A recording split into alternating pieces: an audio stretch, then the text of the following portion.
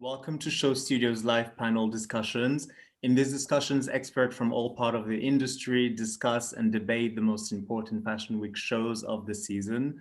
I'm Pierre, otherwise known as Pamboy on social media. I'm a fashion journalist, critic, and consultant. And I'm joined today by, actually, I'll let you guys introduce yourselves. Alex, do you want to go first? Yes, I'm Alex Fiori. I am the fashion features director of another magazine and also the men's critic of the Financial Times. My name is Teo van Broeke and I'm the style and grooming director of British GQ. I'm Ruba Abu-Nimah and I'm the creative director for Revlon. So today we'll be discussing Kim Jones' debut collection for Fendi, the Haute Couture one. So choosing couture is bold. You know, it's very interesting also that Fendi had never shown spring summer for couture before. It's the first time. What did you guys think about this move? Well, I think Fendi had never shown spring summer before because when it had shown haute couture, it had always been focused on the kind of fur collection. I think it changed to being called haute couture a year or 2 years ago under Karl Lagerfeld. But actually, at the very start, when I went to the first show, which was only in 2015, they called it Haute Fourrure. It was a high fur collection. And obviously, I think in retrospect, our attitudes to fur have changed very quickly and quite radically in that time period. You know, fashion didn't used to have a problem with fur, even though a lot of people in a wider public were very morally opposed to it. The industry didn't have an issue. And I think, you know, there has been kind of a sea change. And so for a house like Fendi to then show a spring collection without an enormous fur focus is kind of a clever repositioning, I think. And obviously to say, not, you know, to talk about Fendi's expertise in other areas besides fur and to, you know, emphasize that they are a fully rounded fashion house. And I guess using Kim as a kind of incumbent to create that change and to mark that moment is quite a smart move as well, because it kind of sets a stall, doesn't it? And it means that that can all be left behind and we can kind of progress into a different future, or more, you know, acceptable future, I guess. But also, I think, you know, as a kind of creative director coming into a house, you know, you want to start, if a house has a couture capacity, that's probably the most desirable thing to start with if you can, because it's, you know, it's the place where money really is no object, where, you know, you don't have to think about manufacture, you don't have to think about you know, the number of units you're going to turn over and how you're going to roll it out across the stores and things like that. It's something that can be very kind of pure and can really talk about sort of creativity in a very pure way. So I think there's something that's really desirable for that. You know, if you look back at when Raf Simons went to Dior, his first collection was couture. When John Galliano went to Dior, his first was couture. Lee's first at Givenchy was couture. You know, it's a big symbol, I think, because maybe it's old fashioned, but the phrase that they used to use about it was, you know, it's fashion's Formula One. And I still think there's that sense of it being kind of the highest level of fashion and it being an achievement to be able to do a couture collection. I mean, this is good. Sorry, go on, Peter. Oh no, I was just going to ask Ruba what she thought of that. No, I mean, I do agree. It was the first thing that I kind of paid attention to, that this was a spring summer and that this was sort of unprecedented. And my first reaction to that was, is it sort of trying to differentiate the 50 plus years of Karl Lagerfeld versus you know, this new tenor with Kim? And it made perfect sense to me that they would, and I agree with you. I think that there's that whole fur debate, or no longer a debate in terms of how people feel about fur, and this does mark sort of a new direction for the house. And you know, it was interesting on other, and I'm sure we're going to touch on it on other levels, in not just that it was this sort of change from season change, you know, change of hands, and sort of a cultural change as well. I think there's a big statement that's being made here from the house and from Kim Jones. Yeah, I mean, I completely agree, but I was kind of still missing the fur element to me because, you know, Fendi to me equals fur, and I think in the collective consciousness as well, you know, it's a fur house for everyone else as well. Let's talk a little bit about the set that we're seeing on the images now. This labyrinth, this glass labyrinth, was inspired by Orlando, the movie, which was based on the novel by Virginia Woolf. What did you guys think about that set? Because obviously we're in the middle of the pandemic still, and to me there was kind of like an interesting parallel between, you know, the times that we live in and this glass and mirror set. I mean, personally, I think the way that Kim has done it is, it's very him. It kind of marries that modernity with the kind of tradition and heritage and the rich references that he brings in. Obviously, his whole collection of Virginia Woolf first editions are on display within the space. So you've got that kind of duality and that comparison, the juxtaposition between the two, which I think is also reflected obviously in the clothes, the way it's cast, the music. And it's that kind of fully rounded perspective that he does so well. And I think, as I said, that the set really mirrors that. And, you know, as you say, it kind of speaks quite closely to our confined times at the moment, which, you know, is, I guess, an added bonus. Is it a bonus? I don't know if it's a good thing. Kind of, I guess. Well, I mean, it's also kind of practical. Yeah. I actually think, you know, for those models to be that close, you know, you probably do need some kind of partitions. You know, got to keep Danny more safe. I've spoken with people who've had to put them up in offices where there's kind of crossing paths of desks, and they now have plexiglass there to, you know, as a kind of safety measure. But the other thing that I kind of liked about them was obviously there's a slight sort of museum feel, but then of course it's not, the things aren't actually inside the museum cases, they're moving around. It's you know, there's that whole debate about couture being made for museums and being kind of part of history, but the nice thing here is it's living history. It's things moving around, they're moving, you know, outside and inside these boxes. And also it's a bit like, you know, it's are they protecting the clothes, are they protecting the people? There's something quite nice, and also, you know, the idea of protection is really nice. It's something we're all kind of thinking about in a different way now. I think it's something reassuring as opposed to something kind of threatening.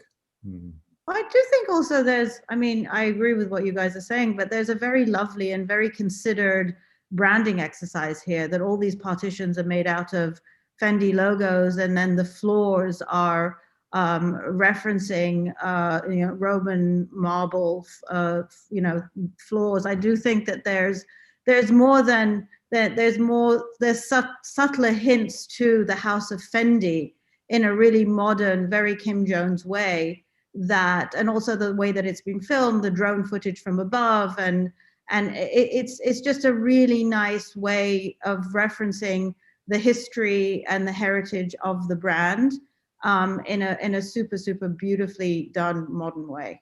I think you're right, because ultimately, I mean, it's not subtle. Like those giant FFs are not subtle, but the way it's been done, the kind of what's the word? The opacity of them, and the fact that you kind of see it, you kind of don't. It's slightly abstract. You're viewing it from above, you're viewing it from the side. It's again, it's that kind of very Kim Jones. It's quietly luxurious. It's quietly ostentatious, which is kind of what you want, I guess. And that speaks to the couture sensibility of it too. I also like the kind of mirroredness, which feels very Orlando. That, you know, as you know, here when kind of Naomi Campbell was walking past them, you saw her kind of half reflections in all these other things. You know, there's something a bit kind of ghostly about these kind of reflected, half real, half unreal figures that you see in all this plexiglass. You know, there's something very kind of beautiful and sort of poetic about it, as well as it being very modern. And it, you know, it doesn't feel like a sort of a set piece. It doesn't feel like a historical set piece as a set. Yeah. But it's also very powerful, you know, because we're watching it on the internet. It's very different if you're sitting in that environment. You've got, I mean, I think he was probably, I'm assuming, very cognizant that this is going to be seen on a computer screen or a phone or something like that. And this is a real nice way of solving that problem. Yeah, completely. I mean, it's also interesting when you look at all the shows this week that might have, like Chanel, for example, there were chairs and guests. I find it interesting that Kim gave this idea of a fashion show and a runway show, but completely made for the internet. We mentioned Orlando. It was obviously one of the references. It's quite interesting to me how he's, managed to use that reference and use it through clothing, or express it through clothing with dresses that were half jacket, half, these hybrids, and kind of discuss or talk about gender as the social construct that it is, and that's almost fake in a way. What did you guys think about these hybridations of clothing? I mean, from my perspective as a menswear journalist, I watched the show and was surprised to see menswear dedicated looks in there. I was kind of thrilled to see it as well. And that, from that sole perspective, that kind of hybridization was really interesting, because I could see stuff that I could write about from a selfish perspective. But also, I think it's that thing that Kim does very well, which is seeing out the references and seeing out the points that he's making to their fullest. And it wasn't this kind of surface interpretation of Orlando, and we've seen Orlando interpreted in many, many different collections over the years, whether it's at Burberry or under Melamista. And this version feels like it's been taken to its kind of its zenith, really. And for me, having the men's looks in there, it's a really bold move, particularly when he's coming from a men's design background. You'd almost think he'd want to use this as an opportunity to kind of create that divide and create that break. And he hasn't. He's done quite the opposite. And I just think it's a very interesting, kind of very bold way to start.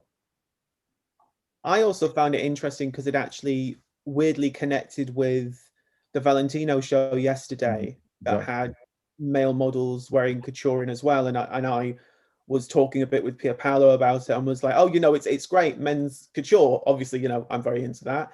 And he was like, it's not about men's couture. I'm thinking about it as genderless couture. And I think in a sense, that's kind of what this is about, because, there's a male model wearing a dress. There's a male model wearing a trouser suit. You have Christy Turlington and her son, James Turlington, and they're wearing kind of matching looks that have obviously been tailored for each of them, but it's the same style. So I think there's something very interesting, because there is this kind of, for want of a less cliched phrase, there is a kind of fluidity between them. But the other thing that I also loved was that the outfit that Adawa wore, which was like half a dinner jacket going into a sort of evening dress, was actually based on a sketch by Karl Lagerfeld that Kim had found in the archives. So it's very interesting that, as you were saying, Pierre, Orlando was the theme and this was the interpretation, but then he found something within the heritage of the house to kind of connect it with. And I think that's also really, it really echoes what he does so cleverly at Dior and what he did so cleverly at Louis Vuitton, which is, this is what I'm kind of obsessed with. This is what I really want to do. And this is how we can make it work within the framework of this kind of storied historical house. It's also the benefit of working within a house like Dior or Louis Vuitton or Fendi. They have such a rich history. You can slot a lot of things into that history. You can make a lot of different things fit within the narrative of the house, but if you're clever enough about it. He's like an ego-free kind of magpie, isn't he? He doesn't allow his own kind of interests and wants to take over. They exist and they're in the background and they're certainly present, but he takes from everything that he sees and makes the best of every element. And kind of somehow it comes together in this extraordinary jigsaw. It's quite a feat, and to do it so with such regularity as well. I'm kind of every time in awe of it, to be honest. Well, also, oh, sorry, go ahead. Beg your pardon. No, go ahead. I'll go after you. Go on. I was just going to say, Orlando and Bloomsbury are something that Kim's been obsessed with since he was about 14. And I asked him, had you wanted to do a Bloomsbury collection, had you never thought of doing it before? And he's like, well, I always wanted to do an Orlando collection, but it had to be women's wear, and I didn't do women's wear. So I had to, so he'd kind of waited and held on to this idea until there was a place that it fitted, which ties in with what you were saying, Teo. Like, this is something he loves and something he's enormously passionate about, but it hadn't fitted until this moment. So he'd kind of bided his time until he could make it work. And I think that goes to saying kind of, it's always about kind of the house and the labels that he's kind of serving with his creativity, as opposed to, this is what I really want to do, let's make it fit. Definitely. No, I agree. I was going to say that, he comes at it from an intellectual place. It comes from somewhere very, very well considered and well thought out. And one of the things that I was thinking about when I was watching this and understanding the references to Orlando and the story of Orlando is that this is also the story of a renaissance. And this speaks again to, this changing of hands, this changing of guard. And to me, he's saying this is kind of the new way, but I'm referencing and I'm paying homage to the past as well, and to how storied this house is. And to me, I also thought, and maybe I'm reading too much into it, that, this house is run by women. The House of Fendi is run by women. And it was a real beautiful homage to women, even in the choice of casting. I think the choice of casting was really, really interesting and really very well considered. And to me, as a woman looking at this, from that perspective, it was deeply respectful to the woman. Even getting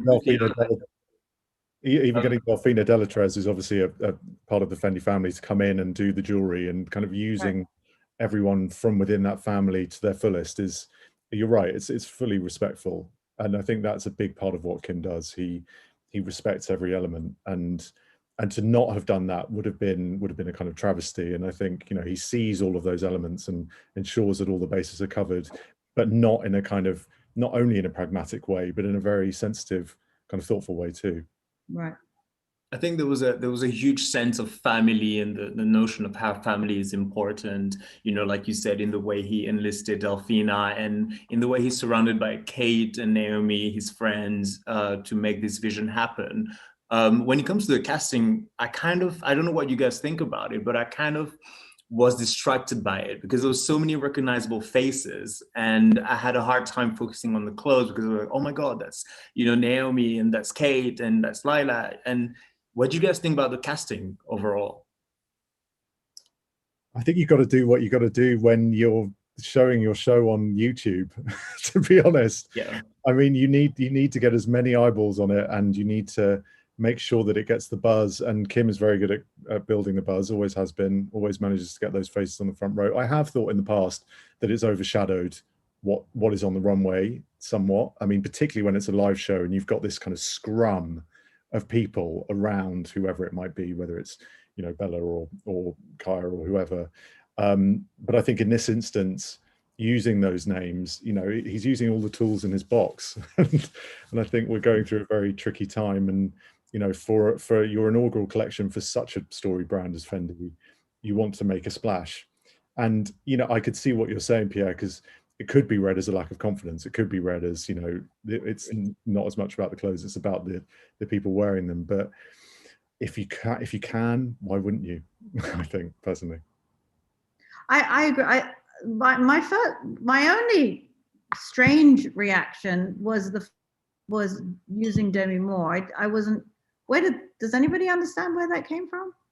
I mean, she's a friend of Kim's, and she was included in, even more kind of incongruously, she was included in the book of portraits of Dior men.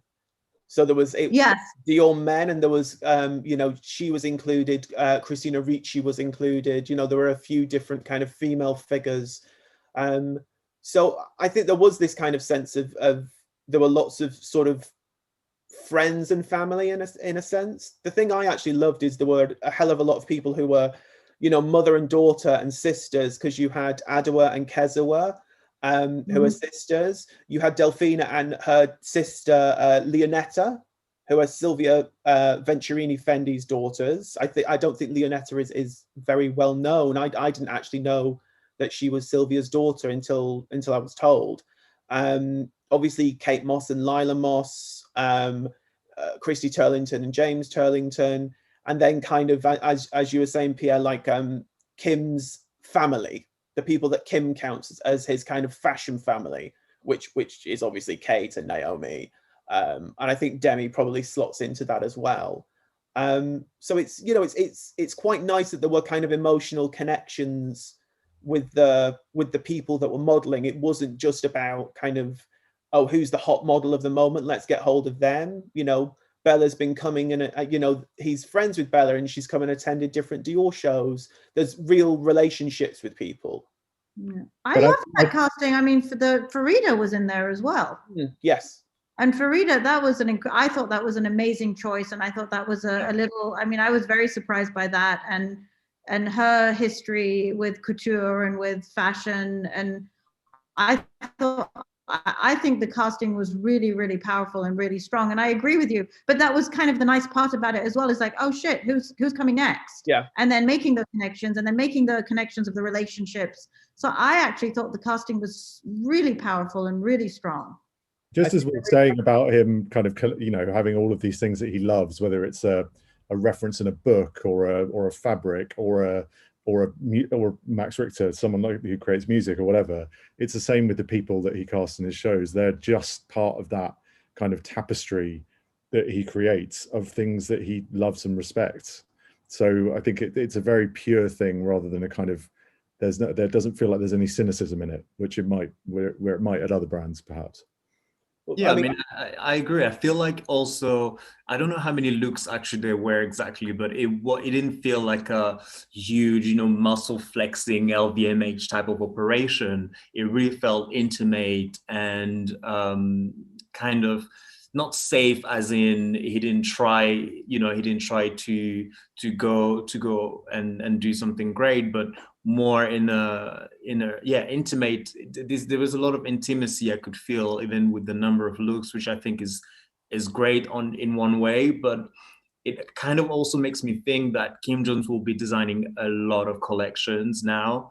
4 for Dior, and if you do 2 ready to wear, 2 pre-collections, and 2 couture a year for Fendi, that is enormous. And I'm kind of, worried about, we've seen designers in the past burn out, and we know that the workload is immense. So aren't you guys a bit, skeptical as to if he can do it? I know he can, because I'm sure he's well, he has a great entourage, but I'm kind of like worried about that. But he's following in the steps of Carl, and Carl did it. Right. I mean, Carl did even more. I think there was one point where Carl was doing Fendi, Chanel, Chloe, and his own collection. Yeah. Right. I do think Kim definitely has kind of similar sensibilities, and he has a similar drive to Karl Lagerfeld. He comes from a very different era, but there's a similar sense of kind of passion, this sort of immersion in different worlds. You definitely see a kind of a kinship between the two of them and the way they approach things, and certainly their passion and the speed at which they work. That's so I think there's an affinity between them there. I think also Kim clearly trusts very deeply the people that he has working around him, and whether they are, that immediate team that he works with all the time, like Lucy and the rest of them, or the people that he brings on for each of the projects that he does. So whether that's Peter Doig or whoever, there's this deep sense of trust that they're going to do the job that they need to do well enough for it to be part of his vision. And I think in order to do as much as he does, you really, really have to have that belief in people, because you can't do everything on your own. You can be a megalomaniac in one way, but with your idea, with your overall vision, with the umbrella. But I think on a day-to-day micromanaging level, I don't think Kim is that. I think Kim is capable of kind of looking back and saying, well, you're brilliant at this, you do this brilliantly, get on with it, kind of thing. And that's a key to success if you're going to be doing as much as he is, I think. Yeah, I completely agree. I kind of want to go back a little bit and talk about the men's look, because I do feel that there is a market for men haute couture. I remember speaking with Daniel Roseberry at Schiaparelli, and he was saying that there's a lot more men wanting to buy couture. Do you guys think it's a valid market today? I would love to be a men's couture customer, let me tell you. You are one, Alex. Not actual. Thanks, Teo. Yeah, you're giving very inflated ideas of my income. I buy old tatty couture, and if I can cram my hog body into it, it fits. I think there are people that want that, and I remember talking with Claire Waite Keller when she was at Givenchy, and she said, you know, there is a client for these pieces, because she used to propose kind of men's couture quite a few times. I think it's obviously a very different client to the kind of client that's buying bespoke suiting and things like that. But as I'm sure Teo knows, we've just come out of the menswear shows, and I was talking with a lot of people who were saying that sales of ready-to-wear suiting were down, but sales of made-to-measure and bespoke suiting were up.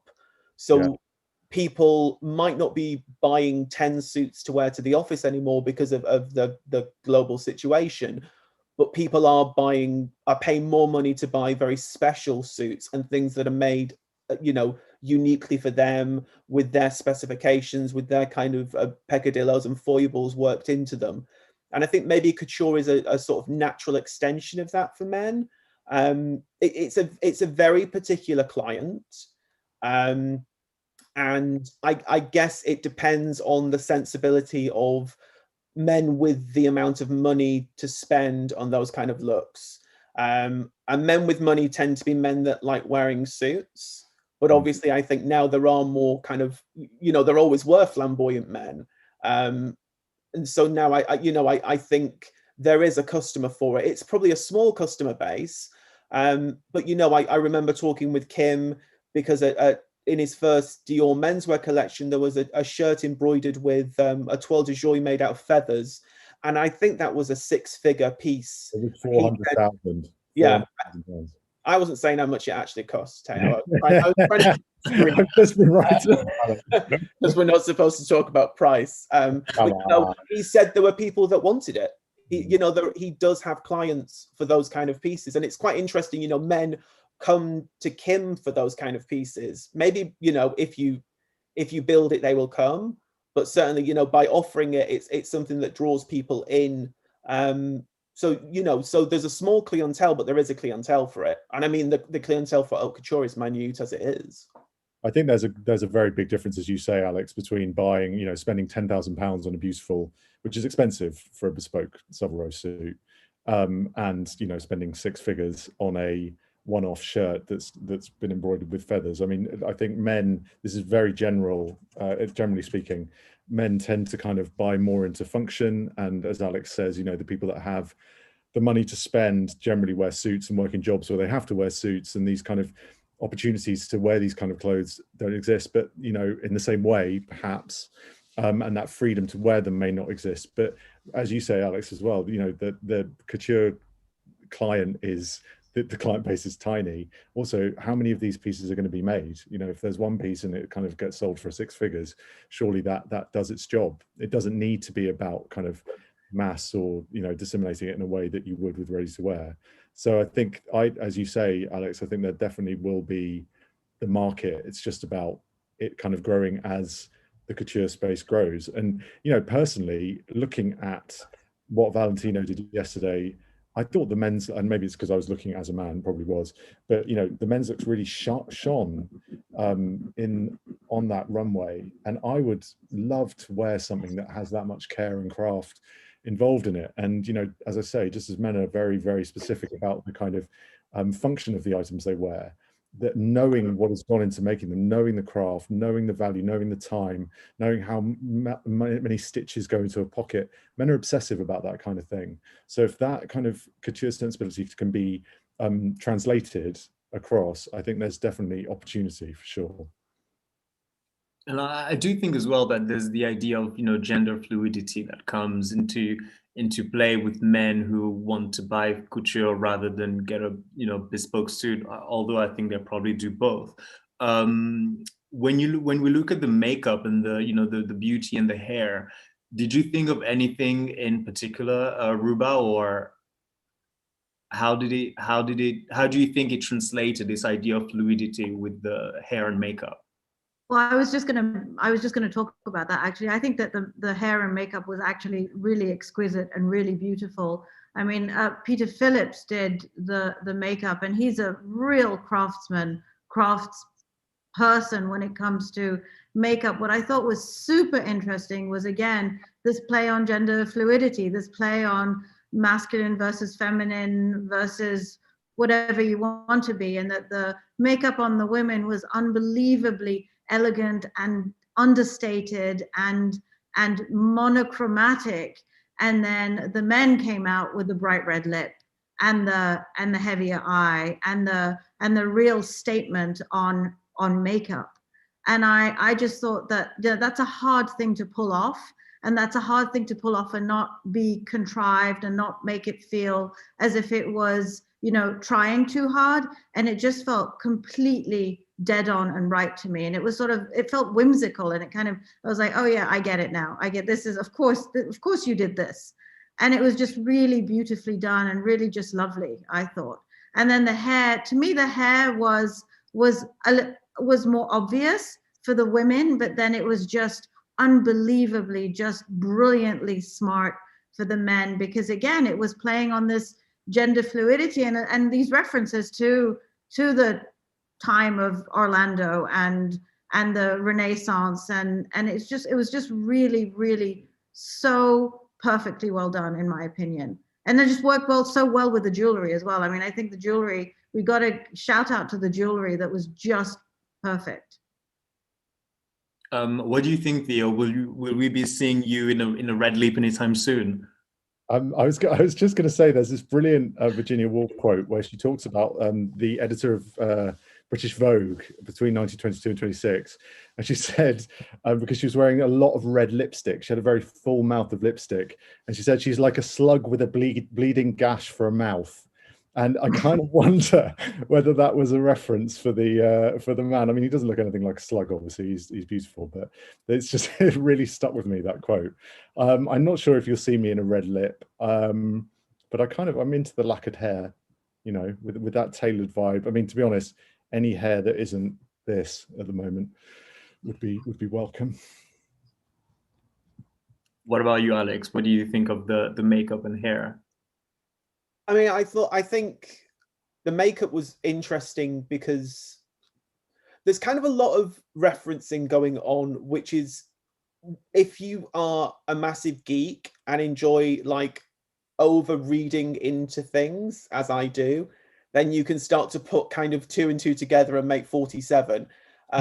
Occasionally I feel a bit like that QAnon thing of Melania Trump's herringbone jacket being static. I don't know if you saw this, being static on TV, and it's about Donald Trump being, turning off all communication. And I was like, this is exactly the kind of thing I used to write about in university when we were over analyzing things. But Kim talked about the fact that Orlando was published 3 years after Fendi was founded.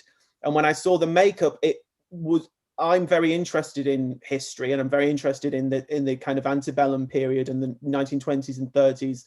And the 1920s was the period when women started to wear makeup. It was the period when women were when it became fashionable to wear makeup, and it was socially acceptable for the first time, since kind of the 18th century, really, for women to be openly made up. And it's when you start to get powder compacts, because women were doing their makeup in public and they wanted things that looked really pretty, and you got lipstick cases. So all this kind of paraphernalia of cosmetics emerged in the 1920s when Fendi was founded, when Orlando was written, when these references are coming from. So it kind of adds to that richness of talking about the period, this particular point in history, which is also a very it's a very modern point in history. It's a point in history when women all of a sudden kind of got the same freedoms that men had, which is why in France they were called the garçons, because it was a woman who behaved the way a young man would behave, with the same kind of liberation in terms of kind of drinking and smoking and having sex. And I've talked with Kim a bit about this collection. You know, he said for him, there was this idea that Virginia Woolf was an incredibly modern woman. You know, she was married, but she took lovers and she was liberated and independent, and she behaved exactly how she wanted to. And I thought there was also something very nice about connecting Virginia Woolf with the casting in this show, because they're all independent modern women. They're women with, you know, enormous personalities. They're women who, you know, who are famous, who are renowned for being kind of excellent in their individual fields. There's some kind of affinity between his perception of Virginia Woolf and kind of perceptions of these women. So I do think there's, you know, a lot of kind of analysis that can be made. I think it's, you know, it's a super considered collection. You can tell he's been thinking about it, you know, kind of formulating the ideas of this collection and of this show for a long time. Yeah, I mean, I completely agree with you on that. I think we've only got 5 minutes left, so I'm gonna ask you guys which of the looks were your favorite, or was your favorite? I mean, it's an obvious one to say, and I actually feel a bit embarrassed saying it, but obviously that black suit, from a personal perspective, wanting to wear it myself, I thought it was absolutely beautiful, and it kind of spoke to that tailor oblique cut that Kim's perfected at Dior, and just in this kind of even more heightened way. And maybe it's just because I'm kind of missing wearing clothes that have any kind of structure, but I just thought it was absolutely beautiful with that kind of Duchess satin pussy bow kind of scarf as well. But I thought the Lila Moss look was absolutely stunning as well, and the kind of bejeweled element, and you know, it just kind of shone, and she shone on the runway. But yeah, I think probably it would have to be the men's look. I feel very basic saying that. For me, it was I agree with you, it was the Lila Moss look. I think it was super, just the layering, the craftsmanship, the detail, and she just looked amazing in it. And then you've got you've got that knee-high boot that feels super modern at the same time. To me, that was, because couture is about, you know, is about dreaming, it's about aspiration, it's fantastical. And to me, that just felt super fantastical, and nothing that I would ever wear or be able to wear, but that's the kind of thing that makes you want to dream. What about you, Alex? Mine is not practical at all. It's the outfit that Leonetta, who's as I said, Sylvia's daughter, is wearing, which is like kind of an open work rose embroidered opera coat over a full length evening dress. And for me, it's just a bit like, kind of, you know, we're all locked up at home. You know, we're not going to operas. But there's this kind of positivity of, you know, when we are escaping, will there be this kind of occasion? Will people want to dress up again? I think that's the thing as kind of a fashion critic and you know, and also someone super interested in history, is what are we going to come out of this wanting? What are we going to come out of this needing? What's going to be kind of the antidote to this? And when you look at people coming out of the First World War, you know, it was the kind of liberation of women and the, you know, hemlines rising and clothes becoming more practical. That's what defined the 1920s. And then coming out of the Second World War, it was the New Look, which was this total kind of, you know, throwback to, okay, you've all, you know, the women have all been kind of warriors in the war, but now we're going to go back to women being kind of fairy princesses. So it's whether it's going to be that kind of, and you know, are we going to come out of this and everybody want to just wear jogging pants for the rest of our lives, or are we going to come out of this and, you know, want to wear an opera coat?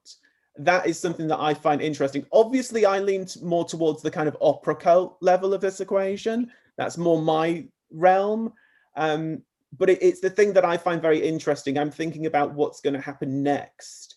And certainly this, as a couture collection, is you know, veering towards this idea of people wanting to dress up, people wanting things that are really special, people wanting things that are really precious and exceptional. And that's, you know, the way I hope we go, as opposed to a juicy couture revival for all. Yeah, there was such a huge, you know, sense of opulence, and I do agree that people will want to dress up again. They will want to go clubbing again, and they will want to look their best again. And Kim is just providing that. you know, what he's doing at Dior or what he's going to be doing at Fendi. I think he will just be providing clothes that people will be, you know, happy to flaunt if they can afford them, obviously, because I don't think many people will be able to buy this collection. Did get that in Dior as well with the kind of uniforms that he did for the collection he showed a week ago. You know, there's also the other thing that, you know, he's shown 2 collections within a week, and they were both about kind of dressing up. I felt like a lot of the stuff in Paris this season was about this idea of escape. You know, Virgil Abloh talking about tourism and purism at Louis Vuitton menswear. When you look at kind of what J.W. Anderson was doing, which was, you know, this idea of, you know, he called them performative trousers, big trousers to dance around in at home. And then also the kind of uniforms of punks, the idea of going out to Camden where you can't go anymore. So I think it's very interesting that I do think designers are going a bit stir crazy. And in Milan, all the menswear designers were, you know, doing clothes to kind of cuddle up in and clothes that look like pajamas. And in Paris, they were doing clothes to go out in. They were doing clothes for kind of high drama. So it's, you know, it's going to be very interesting to see which direction people kind of continue on in, especially as we come out of couture and go into the next women's wear season. Well, yeah. I think what I'm seeing on the streets here in New York, when we were in lockdown for 6 months, and when the lockdown started to ease and restaurants started to open again a couple of months ago, what I found really hilarious and really funny is that how dressed up people were to go to have a regular sort of your regular meal at your local restaurant. People were, it was like they were going out to a club. And I noticed it across for weeks and weeks. People, I think you're right. Alexander. I think people are not going to carry on with the sweatpant thing. I think that there is going to be sweatpant fatigue pretty quickly. And there's going to be a lot of dressing up when this is sort of over.